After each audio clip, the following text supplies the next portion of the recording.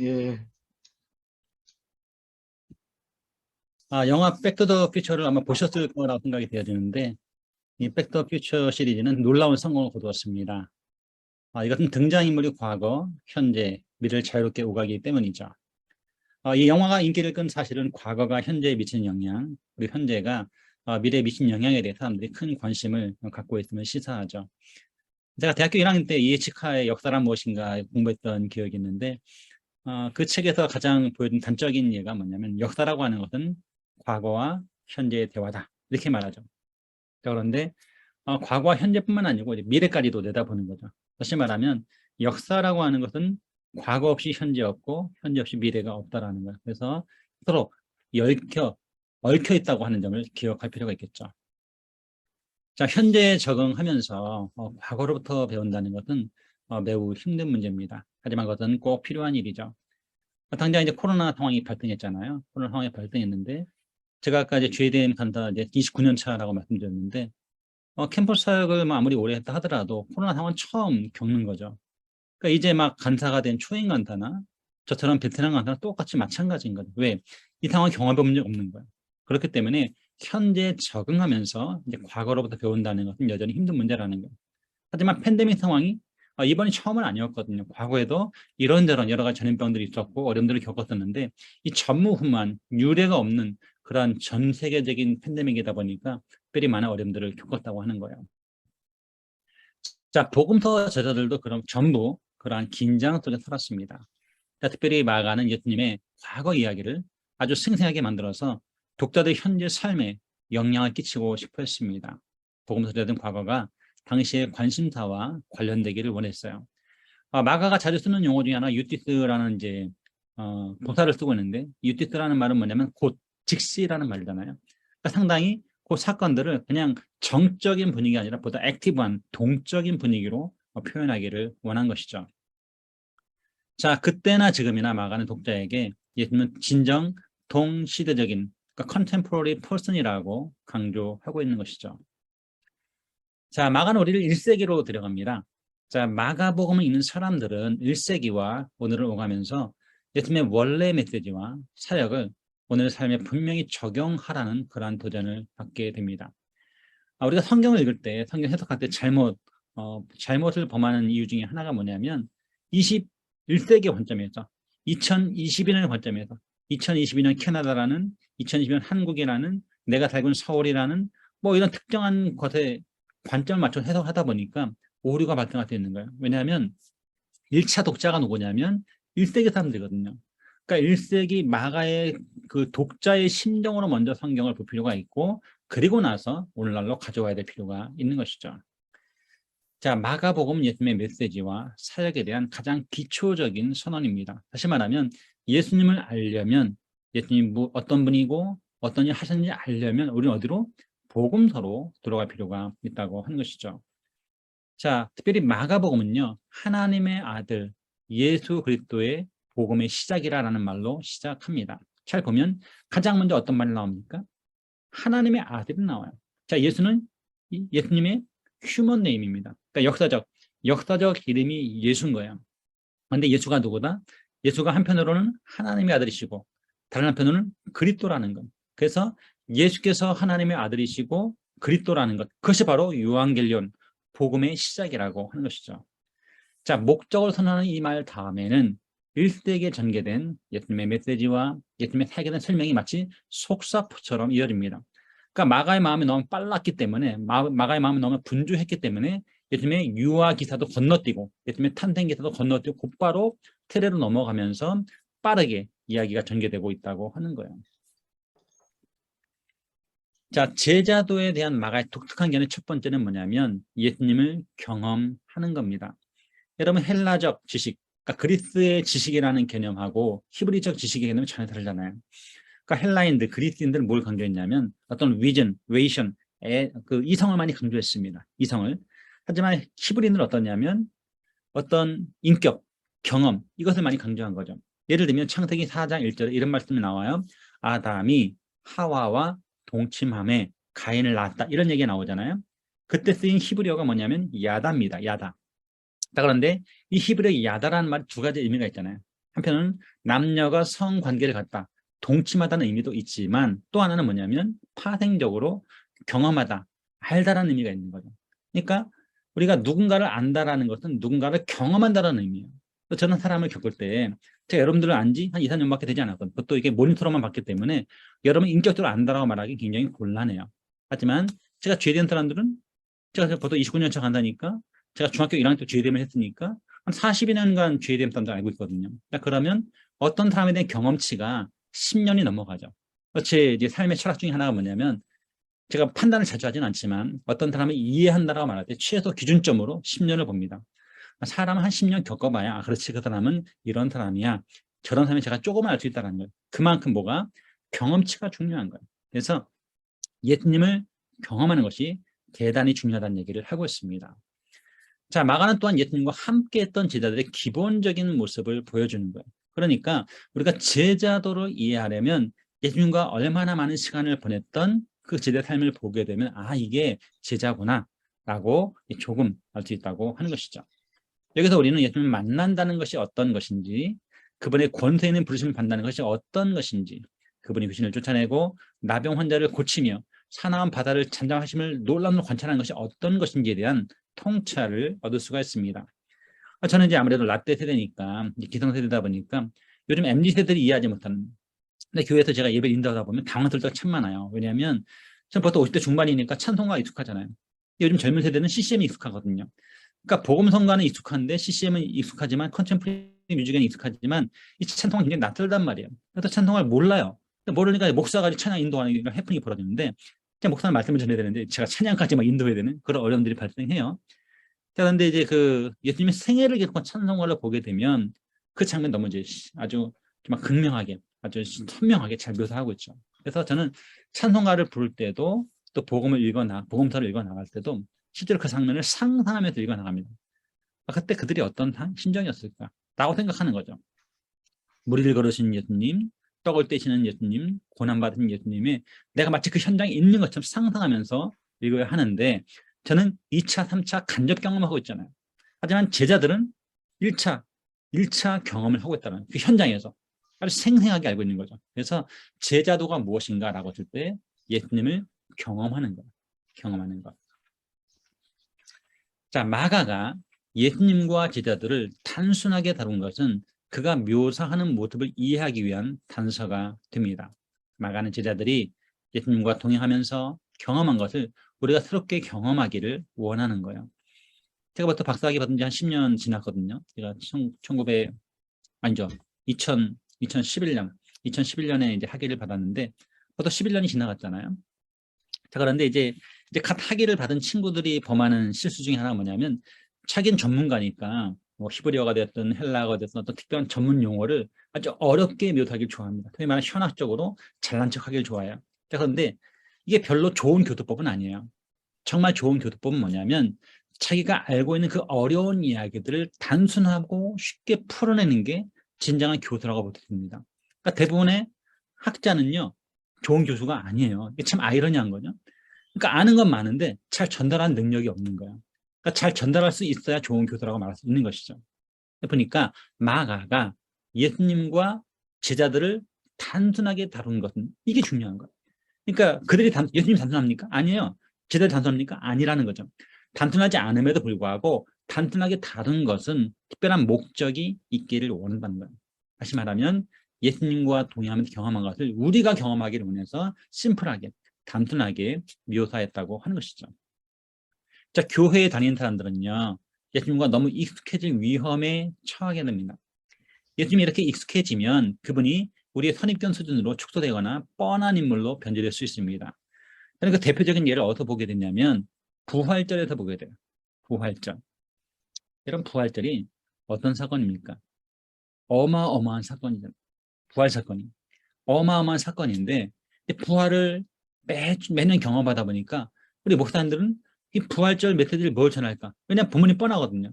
이 사복음서 중에 하나나 뭐 고린도전서 15장 뻔한 본문을 설교하다 보니까 뭐 레포트가 맨날 똑같은 거예요. 그러니까 성도들도 식상하고 목사도 식상해지는 거예요. 그러니까 이처럼 예수님과 너무 익숙해지면 어떻게 됩니까? 그냥 선입견 이 정도로 뻔한 인물로 전락할 수가 있다라고 하는 것이죠. 1세기의 제자들은 예수님이 그분 자신과 그분의 목적을 계시했을 때, 알려주셨을 때 지속적으로 그들의 마음과 영혼을 예수님에게 맞출 필요가 있었어요. 여러분, 겟세마네 기도가 위대한 것은 뭐냐면 예수님 이렇게 말씀하시잖아요. 아버지의 뜻이 이루어지기를 원합니다. 이렇게 말해요. 그러니까 예수님이 죽게 되었으니 뭐라고 말합니까? 할 수만 있다면 이 잔을 내게서 지나가게 하옵소서. 이것은 아들의 뜻이었어요. 하지만 아버지의 뜻은 너 죽는 거야. 이렇게 말씀하신 것이죠. 그래서 아들의 뜻이 있고 아버지의 뜻이 있었는데 이것을 맞추는 거예요. 이게 바로 기도라고 하는 것이죠. 또 저는 기도를 뭐로 보냐면 0점 조정이라고 정의합니다. 0점 조정. 이게 무슨 얘기냐? 이런 거죠.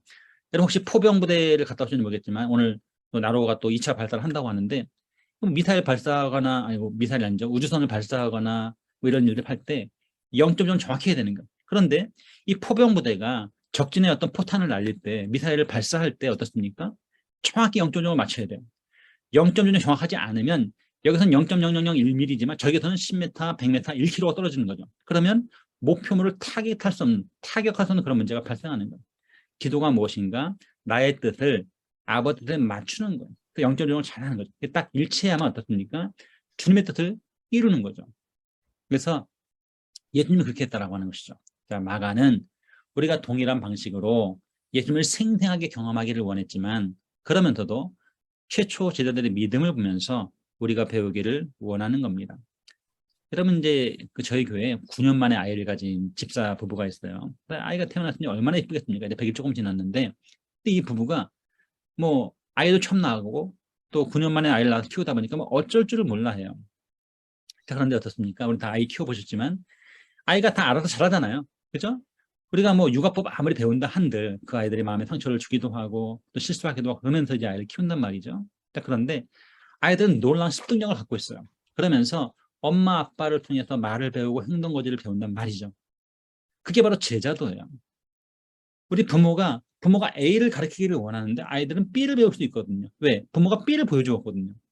그러니까 가르치는 논리는 A였는데 부모의 실제 삶은 B였던 거예요. 그러니까 아이들은 자연스럽게 B를 배우더라는 거죠. 그런 거예요. 그래서 우리가 최초 제자들을 보면서 어떻게 주님을 경험하고 어떻게 주님을 닮아갈 것인지를 한번 생각해 보자라고 하는 것이죠. 자, 예수님의 메시지와 사역은요, 이해하기가 쉽지가 않았어요. 예수님이 최고의 교사셨음에도 불구하고 제자들은 어땠습니까? 마음이 딱딱하고 깨닫는 것이 더디었기 때문에 제대로 이해하지를 못했다라는 거죠. 제자들에 관한 마가의 묘사는 복음서 기록 중에서 가장 모호할 것입니다. 한편으로는 제자들이 긍정적으로 보여지죠. 앞에 살펴본 바에 따르면 제자들을 탁월하게 묘사했어요. 그들은 예수님에게 특별히 선택돼서 권세와 사명을 받고 천국의 비밀을 들으면서 주님의 사역을 추진하는 것으로 묘사가 됩니다. 이게 한쪽 그림이에요. 긍정적인 그림이었죠. 근데 다른 한편으로 제자들은 별로 좋지 않은 색깔로 채색이 됩니다.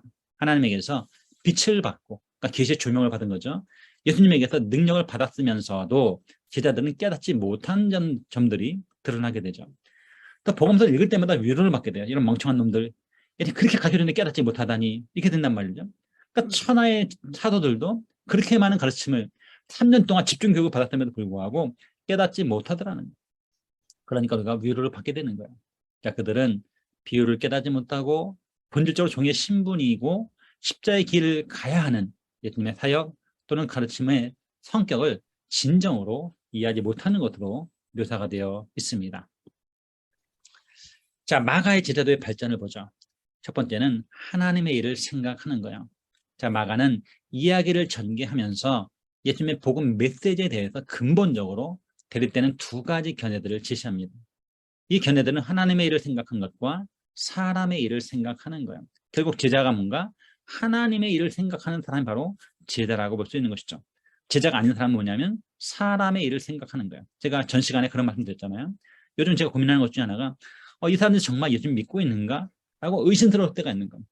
그들이 목사와 장로와 권사와 심지어 간사라는 전임 사역자임에도 불구하고 전에 예수 믿는 삶을 보지 못한다라고 한다면 문제가 있는 거죠. 다시 말하면 우리가 하나님의 일을 생각하는가 아니면 사람의 일, 사단의 일, 세상의 일을 생각하는가 한번 생각해 보자라고 하는 것이죠. 예수님에 대한 제자들의 반응이 이야기의 주요 부분을 차지합니다. 자, 믿음에 대한 여러 가지 정의가 있는데 그 중에 하나가 뭐냐면 리스폰스입니다. 반응이에요. 주님 말씀하셨을 때 내가 예, 제가 여기 있습니다 라고 반응하든지, 제가 지금 즉시하겠습니다 라고 반응하든지, 예, 하지만 이렇게 반응하든지, 아니요 라고 반응하든지, 그러니까 전적인 거부도 있고 순종하는 것 같지만 사실은 살짝 피해가는 경우도 있고 또 아예 전적으로 순종하는 경우도 있다고 하는 것입니다. 제자들은 특별히 예수님을 따르라는 부르심과 예수님의 복음을 능력이 선포하는 인물로 대하라는 부르심을 받았습니다. 제자들에게는 천국의 비밀이 주어졌어요. 이 미스테리온 이런 말을 쓰잖아요. 그러니까 내부자들에게는 천국의 비밀이 알려진 겁니다. 예수님이 자주 비유로 말씀하셨잖아요. 이 비유라고 하는 것은 알고 있는 사람들에게 기가 막히게 아주 쌈박한, 아주 재미있는, 아주 명료한 가르침이에요.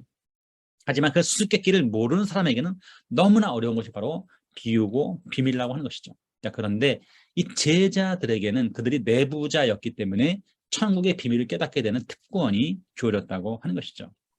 자, 하지만 다른 한편으로 보게 되면 제자들은 오해하고 있었어요. 제자들은 혼란에 빠지고 두려워했습니다. 역경이 닥치자 그들은 연약한 믿음과 완고한 마음을 드러냈어요. 이러한 혼란은 예수님이 누구신지에 대한 그들의 근본적인 이해를 좀먹었고 제자의 삶에서 예수님의 정체성이 어떤 의미가 있어야 하는지를 망각하게 했다라고 하는 것이죠. 제가 좀 전에 그런 얘기 했잖아요.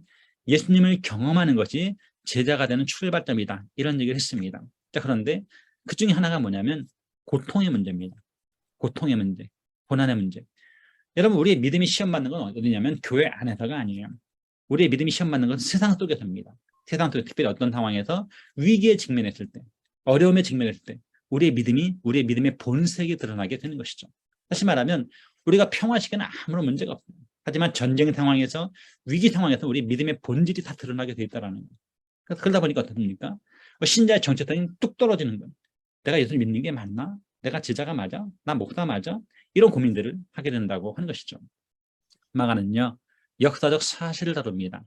예수님의 지상사역 기간 동안에 제자들은 예수님을 완전히 이해하지 못했어요. 그러니까 그들은 예수님이 죽으시고 부활하시기 전까지 예수님의 사명에 대해서, 예수님의 정체에 대해서, 그분의 목적과 계획에 대해서 온전히 이해하지 못했다라고 하는 것이죠. 마가는 역사에 존재한 실제 제자들을 통해서 예수님과 십자가의 신비를 깨닫기가 얼마나 어려운지 독자에게 보여주고 있습니다. 여러분, 매일마다 성경을 읽잖아요. 매주 성경을 보잖아요. 성경을 읽기도 하고 가르치기도 하는데 성경 아마 100번 정도 통독하신 분도 계시고 한 30번 통독하신 분도 계실 수 있는데 그토록 성경을 많이 읽었음에도 불구하고 어느 날 번뜩 이런 말씀이 있었다라고 하는 본문이 있어요. 그리고 그 말씀이 처녀스럽게 다가올 때가 있습니다. 그건 뭐냐면 우리가 제대로 깨닫지 못한 경우예요. 이게 이런 뜻이었구나. 언제 깨닫게 됐냐면 고통에 직면했을 때, 또 주님을 새롭게 만났을 때, 성령의 은혜를 부었을 때 새롭게 완전 새로운 깨달음을 얻게 된다는 거예요. 그들은 3년간 예수님을 따라다녔음에도 불구하고 예수님이 누구신지, 왜 예수님 십자가를 지셔야 되는지 그 신비에 대해서, 그 본래 목적에 대해서 충분히 온전히 깨닫지 못했다라고 하는 것이죠. 두 번째는 뭐냐면 종의 신분이 가지는 위대성입니다. 제가 한번 얘기했던 것 같은데 이 사복음서를 심플하게 말할 때 이렇게 말하죠.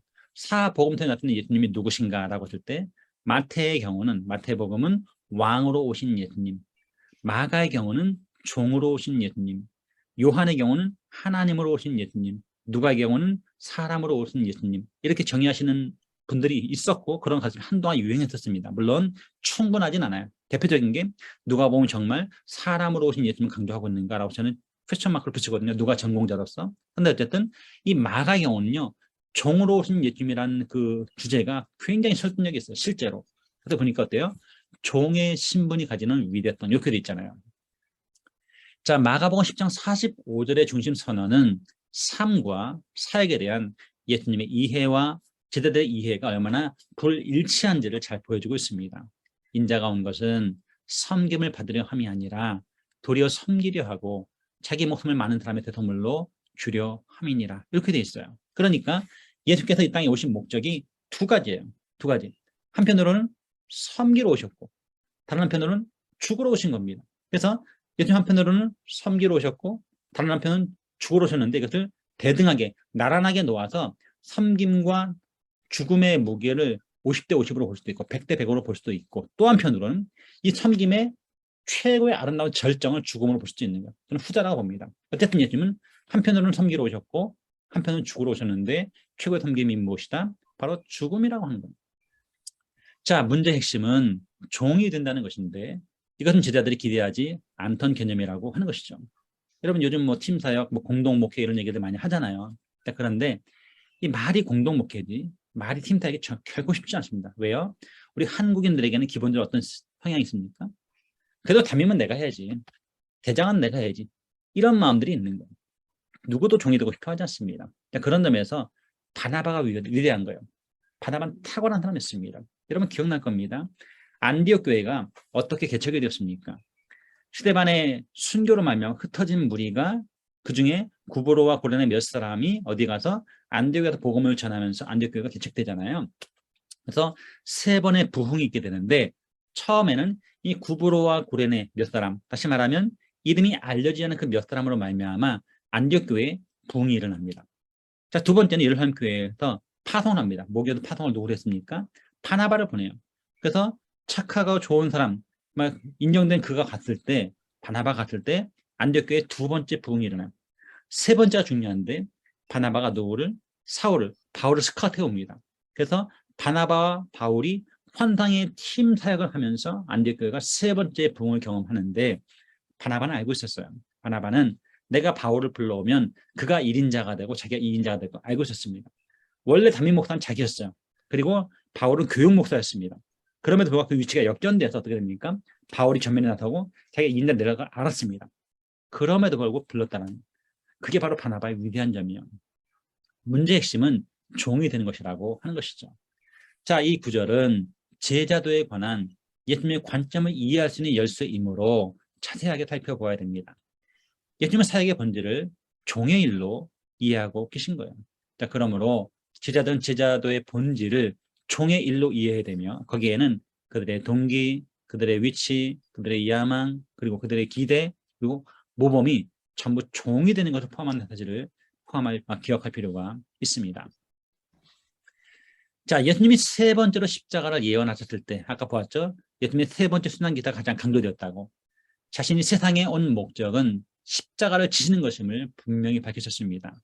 이 십자가 예언을 하자마자 야고보와 요한이 나와서 예수님이 영광에 들어갈 때 자기들이 하나님 예수님 좌편에 다른 예수님의 우편에 앉을 수 있는지를 물어봅니다. 자, 그 후에 이어지는 대화는 그들이 예수님의 목적지를 데스티네이션을 정말로 이해하지 못하고 있음을 더 확실하게 보여주고 있죠. 자, 제자들 이러한 일에 관심을 보이는 것은 이번이 처음이 아니었어요. 앞에서 마가는 그 누가 가장 큰지 논쟁하다가 예수님에게 들킨 것을 언급한 바 있습니다. 제자들은 그 본성 깊은 곳에 무엇인가를 가지고 있었어요. 아마 그것을 위대해려지는 야망으로 부를 수 있을 것입니다. 사람에게는 뭐가 있습니까? 다 야망이 있어요. 내가 높아지고 내가 한번 크게 되고 내가 대통령이 돼야지, 내가 국회의원이 돼야지, 내가 기왕하면 담임 목사가 돼야지, 이런 야망들이 있다고 하는 것이죠. 자, 예수님이 십자가에 대해서 말씀하신 걸 들을 때 제자들은 예수님의 말씀이 이 어떤 영광을 위해서는 고난, 십자가를 칠 가치가 있다는 말로 이해점이 분명합니다. 자, 제자들이 어리석긴 했지만 그들이 어때요? 3년 짬밥이 있었기 때문에 3년간 들은 풍월이 있었기 때문에 아, 이게 뭐다 라는 것을 이해했던 거죠. 다시 말하면 아, 그렇지, 영광 얻으려면 대가를 지불해야 돼. 그게 바로 십자가라는 것을 그들은 알고 있었습니다. 자, 그들은 하나님의 나라에서 그분의 좌우편에 앉아있는 영광을 얻을 수만 있다면 그 희생을 감수하고 고통을 기꺼이 당할 각오가 되어 있었습니다. 다시 말하면 내가 하나님 나라 우편에 앉을 수 있어? 내가 저편에 앉을 수 있어? 근데 기꺼이 십자가 질 수 있지. 이렇게 된 겁니다. 하지만 제자들이 이해하지 못한 것은 주의 나라가, 하나님의 나라가 세상의 다른 나라들과는 다르며 따라서 주의 나라에서 특별한 사람들은 세상 나라들 중요한 위치에 있는 사람들과 전혀 달라야 한다고 하는 것이죠. 그럼 세상의 구조는 어떻습니까? 히에라키 구조입니다. 피라미드 구조예요. 그래서 가장 높은 자가 정점이 있고 밑에 있는 많은 사람이 그를 섬기는 거잖아요. 하지만 하나님 나라 구조는 피라미드 구조가 아니고 역삼각형 구조입니다. 역삼각형. 그래서 가장 밑에 있는 예수님께서 가장 많은 사람을 섬기는 거죠. 이게 바로 하나님 나라의 질서라고 하는 것이죠. 야고보와 요한은 예수님이 십자가로 가는 동기를 오해했습니다. 물론 예수님은 영광에 들어가실 거예요. 하지만 그 영광이 예수님의 궁극적인 동기는 아니라고 하는 것이죠. 예수님의 동기는 자기 중심적인 것이 아니라 타인 중심적이었다고 하는 거예요. 예수님은 영광에 들어가기 위해서 십자가로 가신 것이 아닙니다. 십자가로 들어갔던 영광이 기다리고 있었을 뿐이죠. 예수님이 십자가로 가서 자신의 목숨을 내놓으신 것은 모든 사람이 리뎀션, 구속을 경험할 수 있게 하기 위해서였다고 하는 것이죠. 이 단락의 절정은 45절입니다. 이 10장의 단락의 절정만 45절이 아니고요. 마가복음 10장 45절 전체는 마가복음 전체의 요절이라고 볼 수가 있어요. 인자가 온 것은, 예수님이 오신 것은 섬김을 받으려 함이 아니라 도리어 섬기려 하고 자기의 목숨을 많은 사람의 대성물로 주려 함이니라. 하나님 나라의 규칙은요, 겸손한 섬김이고 예수님 것의 완전한 모범이신데 특별히 구속 사명에서 그러하다고 하는 것이죠. 섬김을 받으려 함이 아니라 도리어 섬기려 하고라는 구절은 예수님의 성육신한 삶을 가리킨다고 하는 것이죠. 예수님은 스스로 종으로 오셨어요. 그리고 그 결말은 자기 생명을 많은 사람의 대성물로 주려고 하신 겁니다. 생각해 보세요. 하나님은 하나님은 스피릿이니까, 영이니까 죽을 수가 없잖아요. 죽을 수가 없기 때문에 그분은 사람이 되셔야만 했던 거야. 사람이 되셔야 하고 하나만 되면 충분했는데 심지어 뭐가 됩니까? 종이 되셨고, 종만 되시면 충분했는데 심지어 어떻게 됩니까? 죽으셨다라는 거예요. 이게 바로 주님이 오신 목적이라고 하는 것이죠. 마가는 어떤 의도를 가지고 지도자들을 그렸을까요? 최근에 몇몇 연구들은 주로 부정적인 측면을 강조했습니다. 깨닫지 못한 제자들의 모습은 예수님과 하나님 나라에 대립하는 증거로 지적하는 것이 바로 우리 학자들의 공통적인 접근법이었어요. 자, 마가의 청중 제자들의 실패를 인식하고 교회 내 그들의 반대자들에 대해서 경고를 받아야 한다고 하는 것이죠. 하지만 우린 제자들의 긍정적인 면과 부정적인 면을 함께 보아야 마가의 목회적 동기를 이해할 수 있습니다. 이런 모든 복음서가 그렇고 신약의 서신서가 그렇고 심지어 깔뱅의 기독교 강요도 마찬가지예요.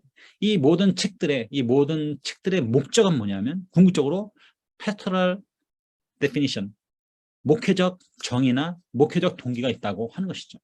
자, 마간 지자들에 대해서 높은 평가를 하고 있지만 동시에 그들의 실패를 통해서 공동체를 가르치고 있어요. 다시 말하면 우리에게 정면교사가 있는 것도 좋지만 반면교사가 훨씬 더 우리에게 친근하고 그렇게 살아는 안 되겠다라는 것들을 가르치고 있다고 하는 것이죠. 자, 마가는 제자들이 예수님의 메시지와 사역을 이해하는 과정에서 경험한 어떤 어려움을 지적하고 있습니다.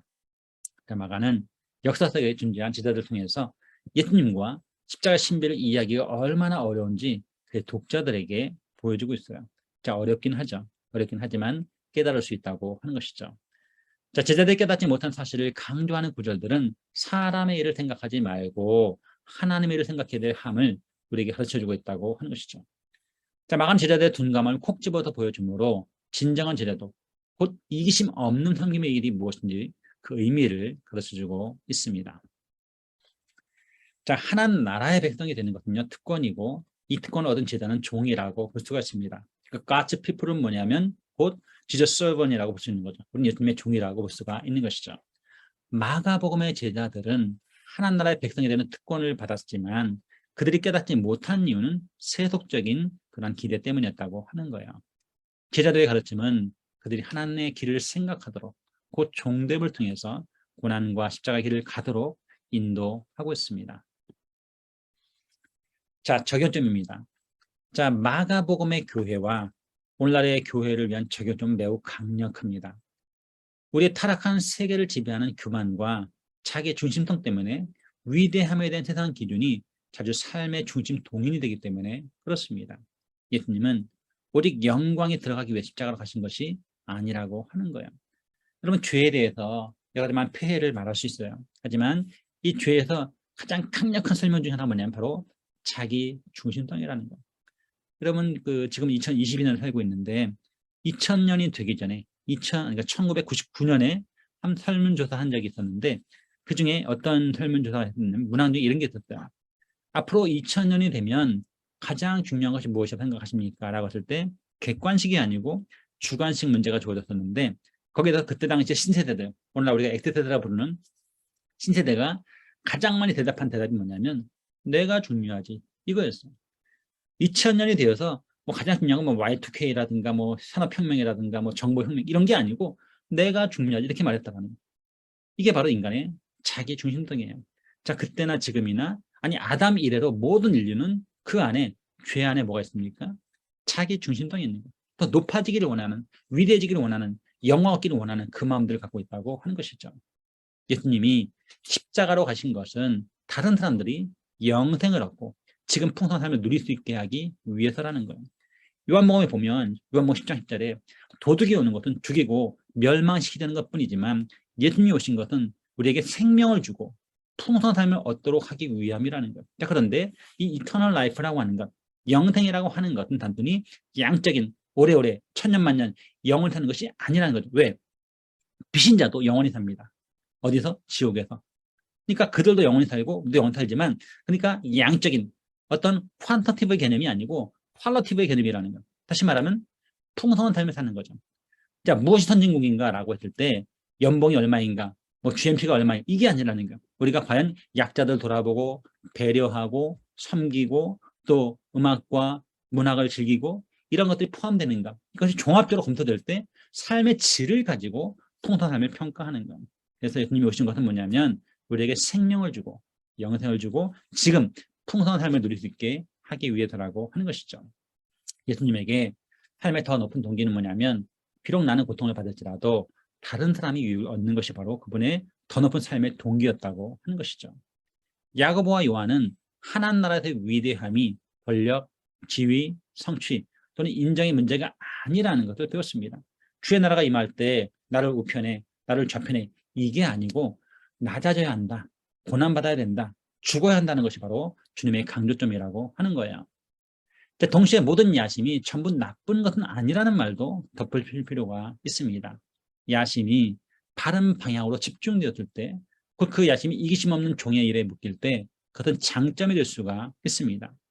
그것이 이기심 없는 종의 길로 향했을 때 하나님은 제자들의 야심에 찬 성격을 힘있게 사용하셨어요. 그래서 여러분 그 목회서진 보게 되면은 아름답도다 하면서 거룩한 야망, 위대한 야망을 말하는 게 뭐냐면 당시에 감독이 되는 것, 당시에 장로가 되는 것, 이렇게 말합니다.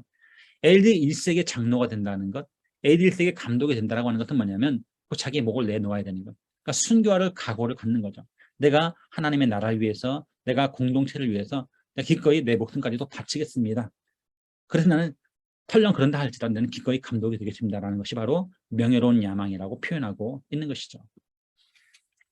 자, 요한의 야심적인 추진력이 바른 방향으로 right direction으로 향했을 때 그것은 예루살렘에 있는 초대교회들 그리고 후에는 소아시아에 있는 교회들 지도하고 양육하는 일에 사용되었습니다. 그러니까 사도 요한은 소아시아 7교회 보낸 편지를 통해서 요한 1, 2, 3서라든지 요한계시를 통해서 그들을 잘 지도했다고 되어 있는 것이죠. 야고보의 야심은 그를 사도로서 최재 순교자가 하게 했으며 그것이 교회가 용기를 갖는 전환점이 되었어요. 놀랍지 않습니까? 그러니까 하나 주의 나라가 임할 때 나를 우편에 하나는 좌편에 이렇게 요구했잖아요. 그랬는데 그들의 야심이 엉뚱한 방향으로 진전되며 어떻습니까? 요한은 가장 오래 살면서 소아시아 7교회를 이끄는 리더십이 되었어. 근데 야고보는 가장 먼저 순교자가 되는 영예를 얻게 되었다고 하는 것이죠. 서로 가는 길은 전혀 달랐어요. 달랐지만 하나님께서 그들의 야심을 적극적인 방식으로, 긍정적인 방식으로 전환시켜서 사용했다고 하는 것이죠. 자, 이런 종류의 섬김이 가능한 것은 우리를 대속하신 예수님이 종으로 섬기셨기 때문입니다. 주님은요, 우리의 해방을 위해서 값을 지불하신 거예요. 주님은 우리를 첫 번째 죄의 형벌로부터, 두 번째 교만하고 자기 중심적 동기를 지닌 우리를 지배하는 죄의 세력으로부터 해방하신 거예요. 자, 마간 예수님이 구속의 종이었듯이 참된 제자들은 이기심 없는 종의 상tem을 일으킨다는 것을 보여주고 있습니다. 정리한 뭡니까? 하나님의 일을 생각하라는 것, 그리고 종의 길을 선택하라는 것이 바로 마가의 제자도라고 하는 것이죠. 자, 여기까지 제가 해야 될 말씀을 다 드렸고요. 지금부터 하려는 것은 뭐냐면 이제 마가의 제자도 본문 설교에 대한 제 개요인데 제가 이제 설교 잘한다, 뭐 자랑하는 것이 아니고 이렇게 준비하면 도움이 되지 않겠는가라는 것입니다. 근데 제가 이제 신학교에서 이제 강의할 때 우리 전도사님들이나 목사님들 만날 때 그들이 가장 관심 갖는 부분이 실제 써먹을 것에 관심을 많이 갖더라고요. 그래서 정말 그들의 강의가 제 강의가 아무리 탁월하고 좋았다 하더라도 실제 목회 현장에 접목할 수 없으면 그 강의가 그냥 한 번 듣고 잊혀지더라고요. 그래서 그것을 잘 적용할 수 있는 팁을 제공하면 굉장히 많이 유익한 것들을 보았기 때문에 제가 한번 몇 가지만 준비를 해봤습니다. 자, 마가복음 1장 16절로 20절에 보게 되면 예수님이 최초의 제자들 4명의 제자를 부른 장면이 나와요. 또 제목을 제가 잡기를 어부들을 제자로 부르시다. 여러분, 설교 제목 잡는 게 만만치가 않습니다. 설교 제목은 평범하면 안 돼요. 평범하면 안 되고 거기에 뭔가 낯설음을 제공해야 됩니다. 그러니까 전에 직업이 어부였는데 이제 직업이 제자로 바뀌는 거예요. 또 평범해 보이지만 어부들을 제자로 부르시다. 그러니까 우리로 말하면 뭐 의사를 제자로 부르시다. 또는 뭐 공무원을 제자로 부르시다. 이런 식으로 바뀌는 게 적용이 가능하겠죠. 어쨌든 본문에 어부가 나오니까 어부들을 제자로 부르시다. 이렇게 제목을 잡은 거예요. 그리고 16절과 18절을 보게 되면 예수님이 시몬과 안드레를 부르십니다. 두 번째, 예수님은 야고보와 요한을 부르신다. 둘 다 형제였거든요. 그러니까 A 형제 그룹과 B 형제 그룹을 불렀는데 제가 여기다 예수님은 베드로와 안드레를 부르신다 이렇게 돼 있지 않았죠. 이건 뭐냐면 일종의 선입견입니다. 원래 그의 이름은 시몬이었죠. 그러니까 아직은 베드로가 아닌 거야. 우리는 종종 설교할 때 너무 진도를 빨리 나갑니다. 그러니까 미리 빨리 나가 스포를 하게 되면 청중들은 성도들은 기대감이 떨어지게 돼요. 그래서 아직은 얘가 베드로가 아니에요. 그러니까 시몬이죠. 예수님은 시몬과 안드레를 부르신다. 그리고 야고보와 요한을 부르신다. 거기에 살을 붙여 나가는 건 여러분의 몫입니다. 자, 두 번째 마가복음 2장인데요. 거기 보면 세례를 부르시고 교제하시는 예수님 이렇게 잡았어요.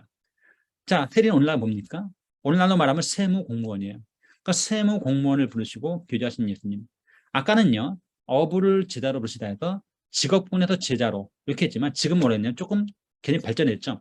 세례라는 직업이 나오고 부르시고 교제하시는 예수님. 그러니까 제목 안에 그 본문이 말하고 있는 내용이 다 들어가야 돼요. 들어가서 제목이라고 하는 것은 많아야 한 15자 넘어가면 안 됩니다. 그래서 한 10자 내외가 제일 좋은 것 같아요. 한 8자에서 한 12자 정도 좋은데 어쨌든 세례를 부르시고 교제하신 예수님. 자, 그런데 우리는 알고 있잖아요. 1세기 당시에서 세리와 창녀는 가장 멸시받는 직업 중에 하나였다는 거죠. 그러니까 최악의 직업군에서 제자를 심지어 사도를 부르신 거예요. 그러니까 그런 점들을 부과시키면 좋겠다라는 거죠. 첫 번째는 뭐냐? 13절 14절에 예수님은 레위를 제자로 부르신다. 우리는 그 레위가 동명이인이라고 했어요. 레위가 누구냐면 마태거든요. 그러니까 마태복음을 기록한 사람이 바로 레위였단 말이에요. 그러니까 이 세리가 아니 마태가 이름이 레위였고 마태였고 직업은 세리였다는 것을 알 수 있죠. 그래서 앞에서는 어부를 제자로 부르셨고 지금은 세리를 제자로 부르고 있어요. 자, 두 번째. 예수님은 세리와 죄인들과 함께 다투신다. 잠깐 얘기 드렸지만 바리새인들은 자주 금식했고 요한의 제자들도 금식했는데 예수님의 제자들은 자주 먹었단 말이에요. 근데 뭐 먹는 거 누가 말릴 필요는 없어요. 자, 그런데 뭐냐면 문제는 누구랑 먹냐는 거죠. 가만히 보니까 예수님이 세리와 죄인들과 함께 먹었다라는 거죠. 사실은 여기 나오는 죄인들은요, 이 세리의 동의어입니다. 그러니까 시노님을 쓰고 있는데 결국 세리를 죄인으로 본 거예요. 그러니까 죄인의 대명사격이 누구냐면 세리였죠. 그러니까 세리와 그의 일당들, 그의 동료들이 되는 거예요. 그리고 나서 세 번째 보니까 예수님은 의인이 아니라 죄인을 부르러 오셨다. 보면 그 대지간에 리니어하게 전개되는 게 아니라 뭔가 발전이 있죠. 아까 1번 첫 번째 마가복음 1장 16절 같은 경우는 시몬과 안드레, 야고보, 요한이 대등한 대지입니다. 하지만 이 두 번째 마가복음 2장 13절 17절 말씀 같은 경우는 대지간에 발전이 있는 거예요. 발전이. 그래서 발전이 있고 그것을 어떻게 연결시키는가라는 것이죠. 자, 그러니까 어떻습니까? 유대인은 생각하기를 우리는 의인이고 쟤네들은 죄인이야 이렇게 생각한 거예요. 그래서 세리는 죄인이라 생각했는데 예수님은 의인이 아니라 죄인을 불러오셨다라는 이 말은 이 세상에 의인이 있다는 말이 아니라 자칭 의인이 아니라 스스로 죄인이라고 여기는 그 사람들을 부르러 오셨다라는 거예요. 그러니까 복음이란 본질적으로 죄인을 위한 것이죠. 그러니까 이 말은 좁게 말하면 세리와 창녀들 부르러 오셨다는 얘기지만 넓게 말하면 모든 죄인, 모든 인류를 구원하러 오셨다는 그런 의미를 담고 있는 것이죠. 자, 세 번째 마가복음 3장 7절로 19절 말씀은 12제자를 세우시는 예수님입니다. 자, 12제자가 나오니까 대지가 12개가 될까요? 자, 그렇게 하는 건 바보 같은 짓이에요. 왜냐하면 성도들은 12개 못 외웁니다. 못 외우기 때문에 적으면 2개, 많아야 4, 5개 정도로 해야지 12개 했다가 끝장나는 거예요. 이렇게 하면 안 되고 그거를 잘 묶어내야 돼요. 또 그룹핑을 잘해야 됩니다. 그룹핑. 설교자는 그것을 하나 묶어낼 수 있는 또 설교 제목이 있으면 설교 제목에서 우산 쭉 펼치듯이 대지가 그 설교 제목 안에 딱 나와야 돼요. 첫 번째는 뭐냐면 예수님은 단지 슈퍼스타가 아니라 하나님의 아들이시다. 요즘 BTS가 사실상 은퇴 선언을 한 것처럼 보여지는데 아마 군 입대 문제 때문에 그런 것 같아요. 그러면 예수님이 당대 BTS라는 거죠.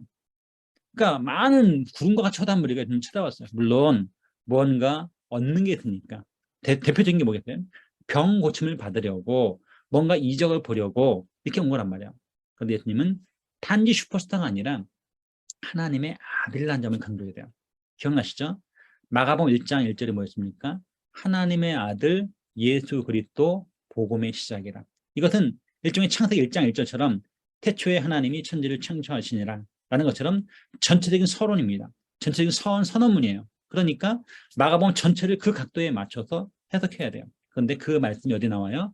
마가복음 3장 7절 12절에 마침 나온단 말이다. 예수님은 단지 슈퍼스타가 아니라 하나님의 아들이시라는 점을 부각시키는 거예요. 또 13절 15절에 보게 되면 예수님은 자기가 원하는 자들을 특별한 목적을 따라서 부르신다. 좀 대지가 길지만 이게 본문에 나오거든요. 제가 아까 첫 번째 시간에 말씀드리기를 이 마가복음의 결론이 무엇인가라고 예수님은 평범한 사람들을, 우리가 별반 다를 바 없는 사람들을, 더디 깨닫고 마음이 완악한 사람들을 부르셨다는 거예요. 자, 그런데 아무나 부르시는 게 아니에요. 자, 제자는 누구나 될 수 있지만 아무나 부르는 건 아니라는 거죠. 어떻게? 자기가 원하는 자들. 그러니까 전문용어로 뭡니까? 우리는 하나님의 택하신 백성이잖아요. 자기가 원하는 자들을 특별한 목적을 따라서 부르시는 겁니다. 여러분, 이제 교회마다 자치회가 있잖아요. 남전도에 있고 이런도에 있게 되는데, 그럼 학생회도 있고 뭐 청년도 있을 텐데, 자, 그러면 얘네들이, 이분들이 어떻게 합니까? 연말이 되면 총회를 해요. 어떤 기관 총회를 하게 되면 회장을 뽑고 임원들을 뽑게 된단 말이죠. 자, 그런데 그 사람이 많은 경우도 있고 적은 경우도 있습니다. 적은데 억지로 임원을 쓸 필요는 없어요. 그러니까 필요를 따라 세워야 돼요. 회장감이 있으면 세우는 거고, 없으면 그냥 총무체도 갈 수 있습니다. 그래서 특별한 목적을 따라서 사도, 제자를 부르신 거예요. 세 번째, 예수님은 다양하지만 평범한 사람 12를 세우십니다. 자, 출신으로 보면 가룟 유다만이 유다 출신이야. 나머지 11은 다 갈릴리 출신입니다. 그리고 그중에 빌립, 나다나엘 이런 친구들만 좀 배웠어요.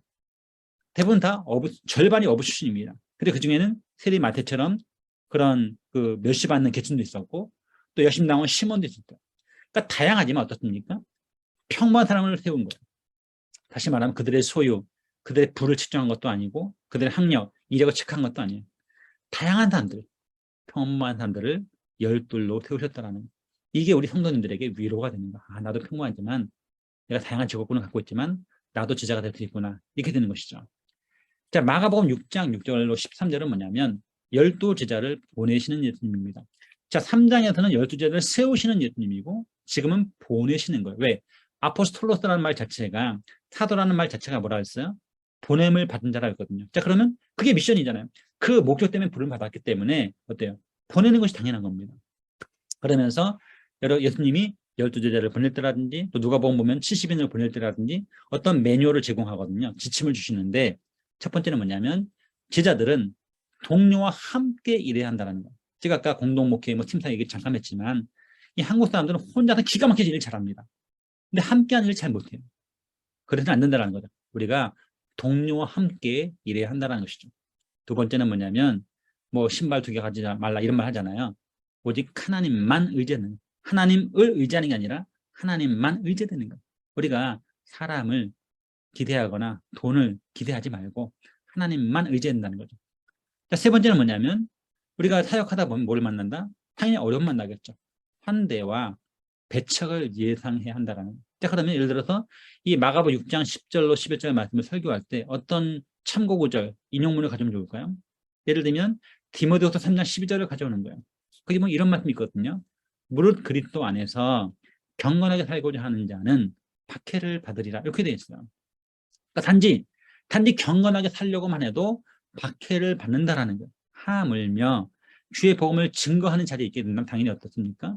환대를 받을 수도 있지만 배척도 받는 거예요. 다시 말하면 좋은 대접도 받을 수도 있어요. 평안을 빌기도 하고. 하지만 우리를 반대하는 사람도 있겠단 말이에요.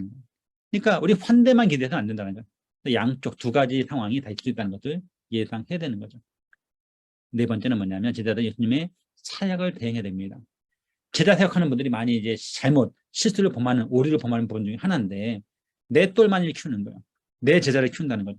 그것이 아니고 우리는 예수님의 사람들, 하나님의 백성들을 키우는 사람들이에요. 우리는 예수님의 사역을 대행하는 에이전팅이고 에이전 디사이플이라는 사실을 기억할 필요가 있다고 하는 것이죠.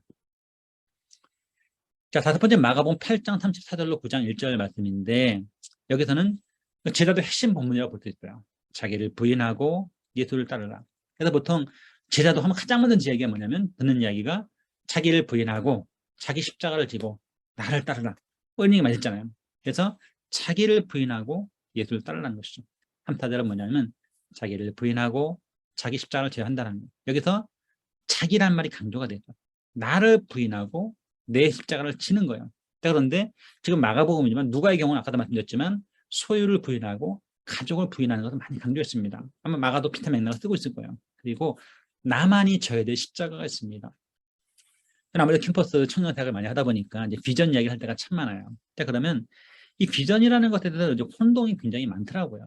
그럼 저는 이제 아까도 말씀드렸지만 가르침이라고 하는 것은 명료하고 단순하고 그들이 이해할 수 있는 용어를 쉽게 풀어줄 때 그것이 와닿거든요. 그래서 제 나름대로 만들어낸 비전의 정의가 있어요. 비전. 제 엄상섭의 비전의 정의는 뭐냐면 아이유 비전입니다. 아이유. 이 8단곰의 아이유 아시죠? 아이유? 근데 이 아이유의 첫 번째 I는 뭐냐면 impossible이에요. impossible. 근데 그냥 impossible이 아니라 almost impossible입니다. 다시 말하면 비전이라고 하는 것은 거의 불가능해야 한다고 하는 것이죠. 나는 뭐 캐나다 성신 갈 거야. 이건 비전 됐었어. 왜? 그냥 돈만 내고 입학하고 한번 들어갈 수 있거든요. 그건 어지간하면 들어갈 수 있단 말이야. 근데 그게 아니라 내가 노벨상을 탈 거야. 이건 상당히 어려운 미션이죠. 그러니까 거의 불가능해 보이는. 하지만 내가 어떻게 하면 할 수 있는, 노력하면 할 수 있는. 그래서 거의 불가능해 보이는 정도가 돼야 그것을 비전이라 볼 수 있다라고 하는 것이죠. 예를 들면 요셉이 애굽의 총리가 되었잖아요. 그러니까 처음 꿀 때만 해도 형들은 믿지 않았어요. 엄마도 믿지 않았어요. 하지만 아버지는 그 마음에 두었죠. 어떻든 간에 이 애굽의 총리가 된다는 것이 당신 상상도 할 수 없는 꿈이었는데 그 꿈을 어린 데 꾸지 못했지만 뭐 해와 달들이 별하고 별집단들이 별하고 이랬을 때마다 그냥 막연한 꿈들이었는데 알고 봤더니 이거 엄청난 꿈이었던 거거든요. 근데 진짜 불가능했어요. 하지만 거의 불가능했다는 얘기예요. 그래서 결국 그것을 성취했죠. 두 번째가 뭐냐면 유닉입니다. 유닉. 독특한.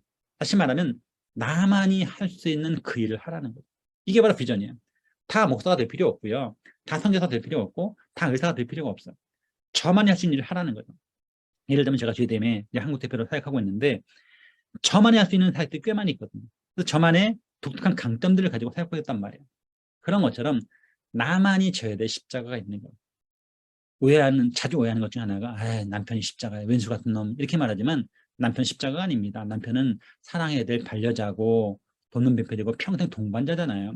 남편 십자가가 아니고 복음 때문에 당하는 고난이 자기 십자가거든요. 근데 어쨌든 나만이 져야 될 십자가가 있단 말이죠. 그걸 따라 한다고 말하는 것이고, 두 번째 예수와 복음 위해서 목숨을 바칠 각오를 해야 됩니다. 제가 여러 번 강조한 것 같은데 순교는 아무나 하는 게 아닙니다. 순교는. 하지만 순교의 영광이 온다면 그건 정말 영광스러운 기꺼이 갈 수 있을 거예요. 하지만 뭔 얘기냐면 예수와 복음 위해서 목숨을 바칠 각오는 하고 있다는 거예요. 각오는 적어도. 그러니까 정말 순교할 수 있는 영광의 반열에 든다면 저는 극소수일 거예요.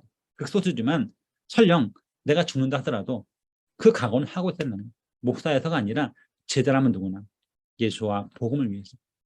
그런데 세 번째 뭐냐면 예수와 복음을 자랑할 때 영광을 누릴 수 있다고 하는 거예요. 그럼 설교할 때 너무 고난만 강조하게 되면 성도 지칩니다. 지치기 때문에 뭔가 보상 심리를 자극할 필요가 있는데 그걸 억지로 만들 필요는 없어요. 성경에 나오는 이야기를 해야 됩니다. 거기 보니까 어때요? 예수와 복음을 자랑할 때 영광을 누릴 수 있다는 거죠. 여기 서 있는 자들 중에 장차 영광 체험하사가 있다. 이렇게 보상을 주었고 실제로 12제자 중에 3명이 변화산에 올라가서 높은 산에서 예수님 영광스러운 모습 변화산을 목격했고 나중에 예수님의 부활에 동참하게 되는 위대한 영광을 누리게 되었습니다. 자, 마가복음 9장 3절로 50절 조금 복잡해 보이는데 제가 대지를 무려 6개를 만들었어요. 제자의 합당한 생활 양식. 자, 무엇보다도 제자의 삶은 예수님의 고난에서 시작한다라는 거. 제가 마가복음 강의하면서 계속 했던 얘기잖아요. 그게 뭐냐면 제자도라고 하는 건 철저하게 어디서? 기독론에서 출발한다는 거예요. 기독론. 그래서 그분이 고난 받으셨으므로 우리도 고난 받는 것이 마땅하다고 하는 거예요. 왜? 제자는 스승보다 높을 수가 없다고 하는 거예요. 그러면서 이건 서론적인 선언이고 실제로 대지는 밑에 5가지입니다. 제자의 첫 번째 생활 양식은 낮은 자리에서 섬기는 거예요. 이게 바로 마가복음 전체 주제가 맞닿아 있는 굉장히 중요한 거죠. 낮은 자를 섬기는 게 바로 제자라고 하는 것이죠. 제자의 두 번째 생활 양식은 가장 작고 덜 중요한 자들을 영접하는 겁니다. 한편으로는 어린아이가 될 수 있겠죠. 그러니까 유대 사회에서 당시 1세기에서 가장 멸시받는 그룹이 세 그룹이 있었잖아요. 여성들, 이방인들, 어린아이들. 이들이 멸시를 받았단 말이에요. 그리고 또 마태복음 25장 같은 데 가보게 되면 이런 말도 나와요.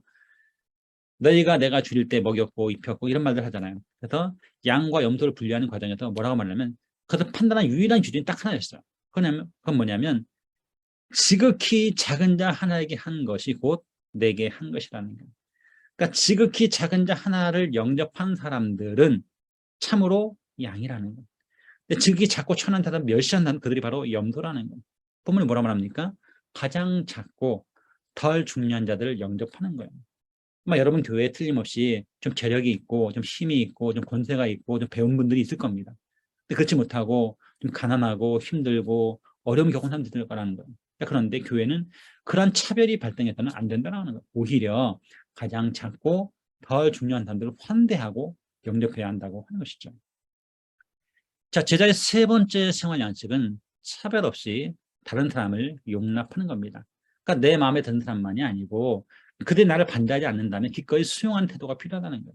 우리는요, 너무 편가르기를 잘해요. 한국 사람 만나면 딱 물어보는 게 뭐냐면 어느 학교 나왔어? 몇 살이세요? 몇 학번이세요? 어디 출신인데? 이것부터 물어봅니다. 또 계속 뭔가 나누려는 작업들 하는 거예요. 그게 뭐가 중요합니까? 전라도 출신이 뭐가 중요하고 경상 출신이 뭐가 중요하고 서울대 나온 게 뭐가 중요하고 이게 중요한 게 아니라는 거예요. 예수 안에 우리는 다 하나라는 거예요. 그런데 우리는 색안경을 끼고 자꾸 뭔가 보려고 하는 그런 위험, 오류가 있다고 하는 것이죠. 제자의 네 번째 생활 양식은요, 자신의 몸과 마음을 철저하게 지키는 겁니다. 우리가 하는 일은 거룩한 일이에요. 우리가 하는 일은 하나님의 일입니다. 그러니까 내 자신이 먼저 설 필요가 있어요. 우리의 몸도 지켜야 되고 우리의 마음도 지켜야 됩니다. 모든 죄의 뿌리가 뭡니까? 그 마음에서 나기 때문에 마음을 철저하게 지켜야 되고 또한 몸도 지켜야 되죠. 언제부터인가 이 성적인 문제 굉장히 많이 발생하죠. 물론 과거에도 7기를 범한 사건은 교회에서 계속 있어왔어요. 근데 특별히 요즘 더 와서 연예계라든지 정치계라든지 심지어 교계에도 이런 많은 좋지 못한 소문들이 오가고 있는데 다른 모든 죄는 몸 바깥에 있는 거지만 이 간음죄만큼 몸 안에 짓는 죄거든요. 그래서 우리의 몸과 마음을 철저하게 지킬 필요가 있고요. 마지막 다섯 번째 생활 양식은 뭐냐면 하나 돼서 고난을 견디는 겁니다. 이 사도 바울이 자주 쓰는 용어 중에 하나가 굳게 서다라는 말 쓰거든요. 이 서다라는 말이 어떤 말이냐면 로마 병사에게서 나온 말이에요. 로마 군인들이 들고 있는 방패는 전신방패거든요. 이 전신방패를 들게 되면 촘촘히 딱 이렇게 벽을 이루게 돼요. 자, 그런데 이 방패의 3분의 2는 자신을 가리고 3분의 2는 옆에 사람을 가립니다. 그래서 이렇게 딱 들게 되면 틈이 없어요. 방패벽을 딱 구축하는 거죠. 무슨 얘기냐면 우리 혼자 존재하는 것이 아니라 혼자 싸우는 게 아니라 하나의 팀으로 하나의 공동체로 마귀와 세상과 사단과 영적인 전투를 지금 벌이고 있다고 하는 겁니다. 자, 마지막 7번째입니다. 마가복음 14장 1절로 11절인데 헌신과 배신을 다루고 있습니다. 근데 많은 목사님들이 요 2번 항목 옥합을 깨트린 요 이야기만 따로 떼어 설교를 뽑는 경우가 굉장히 많다라고 하는 거예요. 하지만 본문을 잘 보게 되면 1절부터 11절까지 읽어내야만 본문의 의미가 잘 살아납니다. 전형적인 봉투형 구조를 갖추고 있어요.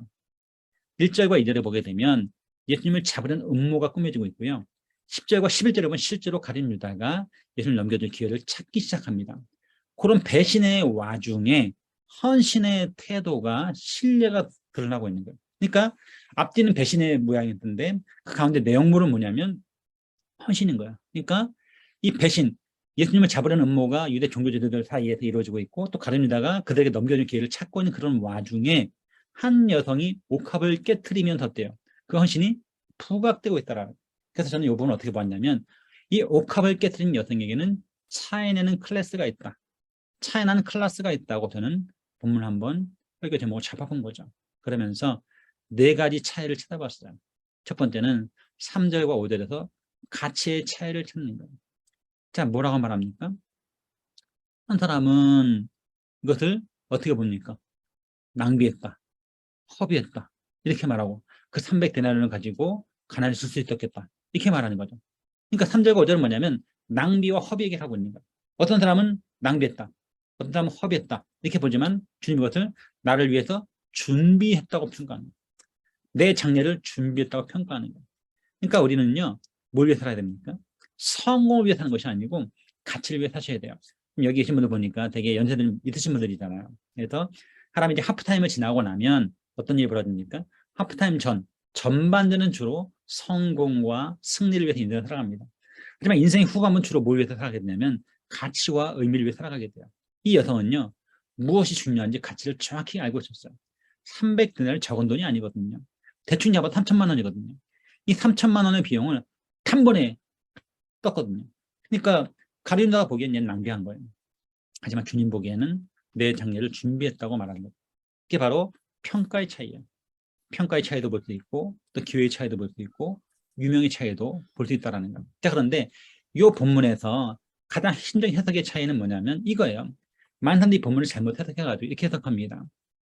이것을 가난한 자에게 주면 좋았겠다 이렇게 말하잖아요. 자, 그러면 자칫 잘못하면 포커스를 초점 어떻게 맞추게 되냐면 가난한 자들과 누구에게 예수님과의 대비로 본다라는 거예요.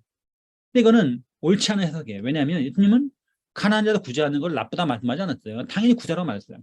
여기서 핵심은 뭐냐면 그것의 차이가 아니에요. 그 차이가 아니고 어떤 차이냐면 항상 있는 기회와 특별한 기회를 말하거든요. 가난한 자들은 항상 너희 곁에 있다라는 거. 하지만 나의 죽음을 준비하고 예비할 기회는 지금밖에 없는 거예요. 그러니까 특별한 때, 특별한 기회라고 하는 것이죠. 바로 기회의 차이가 바로 거기에 차이가 있는 거예요. 자, 유명의 차이는 뭘까요? 유명의 차이는 이거죠. 유명의 차이는 여기 이 본문 안에 가장 악명 높은 한 사람과 가장 기억해야 될 한 사람이 등장하는 거예요. 가장 악명 높은 사람 누굽니까? 가룟유다죠. 배신자가 나오고 또 한편 누굽니까? 이름이 알려지지 않은 다른 복음서에 따르면 우리는 그 사람이 마리아라는 것을 알고 있어요. 하지만 이 사람의 이름이 영원히 기념되리라, 기억하리라고 말씀하고 있습니다. 두터 없이 제 말씀을 나눴고요. 자, 혹시 질문 있으면 듣도록 하겠습니다. 예.